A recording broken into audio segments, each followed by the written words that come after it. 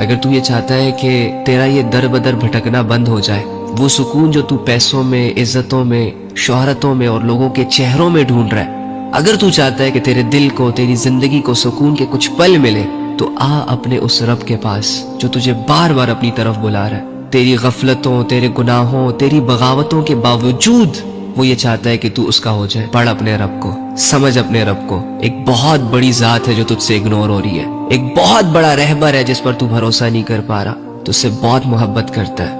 اس کے پاس یہ اتھارٹی ہے کہ تیرے تمام گناہوں کو ایکسپوز کر دے۔ وہ اعمال جو ہم دنیا سے چھپاتے پھرتے ہیں، ہمارے گھروں کے دروازوں پہ وہ لکھ سکتا ہے، تمہارے چہروں پہ وہ لکھ سکتا ہے، لیکن نہیں لکھ رہا۔ تیرے اعمال پر جو وہ پردے ڈال رہا ہے نا بار بار، یہ اس کی محبت کی نشانی ہے، یہ اس کی رحمت کی نشانی ہے۔ تو بھی تھک جا، رک جا، کب تک کرے گا؟